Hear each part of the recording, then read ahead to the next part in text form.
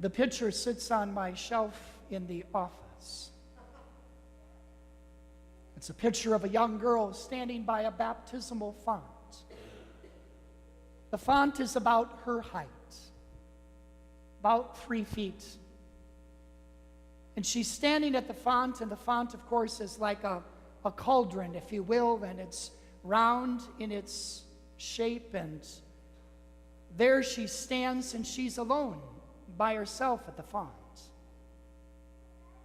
She, perhaps 7, 8 years of age. And like any child, when it comes to water, they're connected.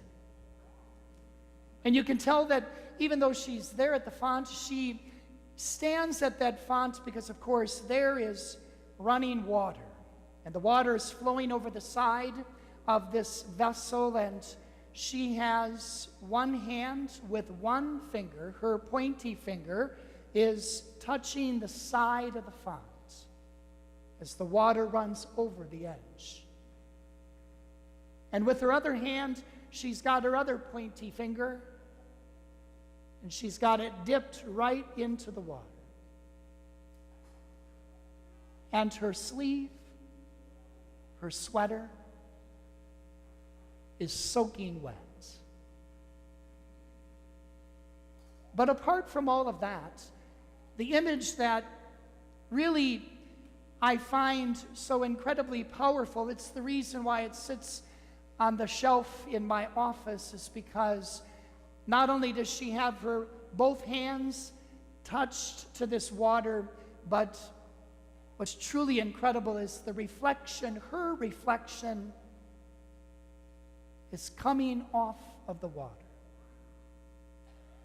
She's got her finger in the water, and she's leaning over, and she can see her own image, her own reflection. And as I gaze upon that picture, as it sits in my office, I'm reminded of the story of the grandfather who took his granddaughter to the well, there to get a bucket of water for Grandma. And as they went to the well, and as they lowered the buckets, why, the granddaughter looked at her grandfather and said, "Grandpa, where does God live?" And Grandpa took his granddaughter, and he lifted her up, and he put her over the well. And he said, "Look down into the well, and what do you see?" And the little girl said, "Grandpa, I see the reflection of my face." And Grandpa says, "And that's where God lives." Today we celebrate the feast of the Ascension of our Lord. And there's 2 things about this feast that we need to be mindful of, that we truly need to celebrate. First of all, what we need to celebrate is Jesus has gone to heaven, and he has gone to heaven body and soul, and in going to heaven because he was all of us. He took on our entire humanity. He took our entire humanity with him to heaven.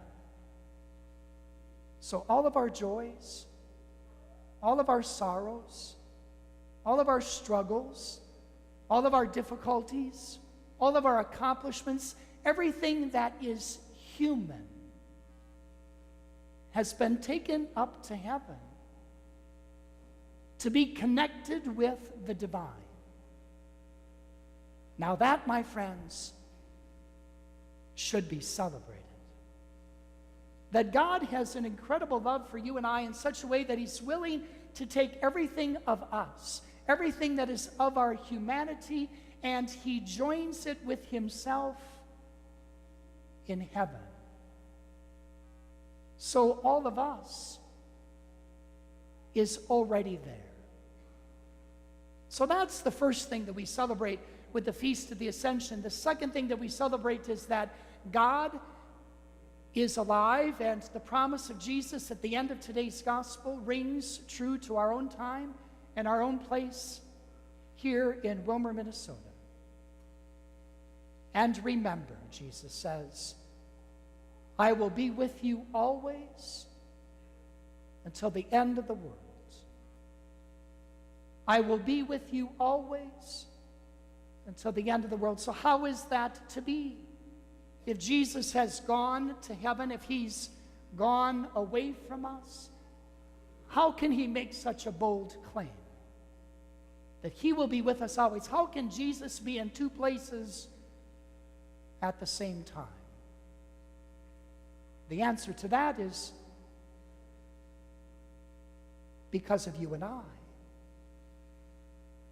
The life of Christ given to you and I in baptism. You and I have been created in God's image and likeness. We look into the font as we dip our hands in there, and if you pay attention long enough, you might just see your reflection there. And as the water reflects back to you and I, the face of our own, we are reminded that that is where God lives in our life.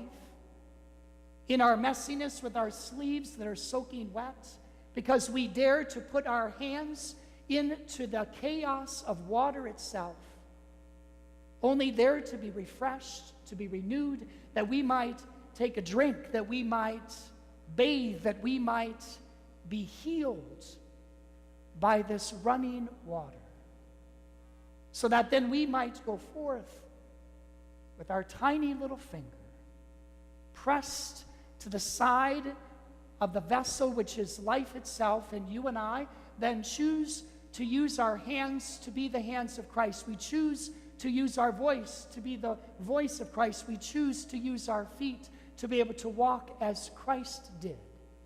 Forward, always confident, always knowing that he is with us always.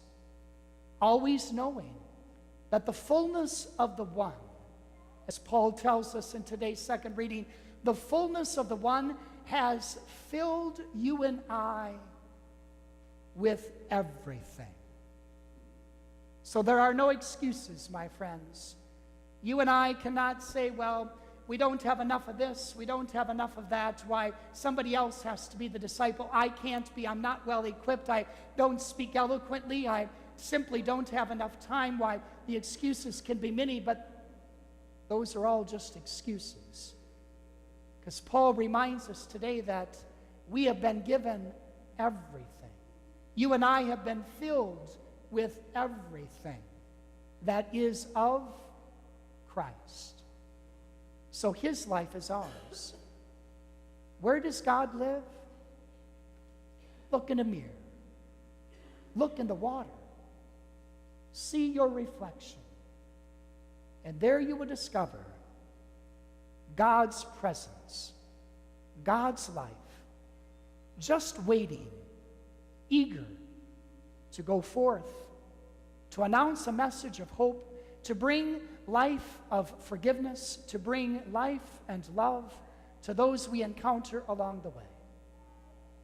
So let us then go. Let us go as disciples to make more disciples, to bring others to the font of life.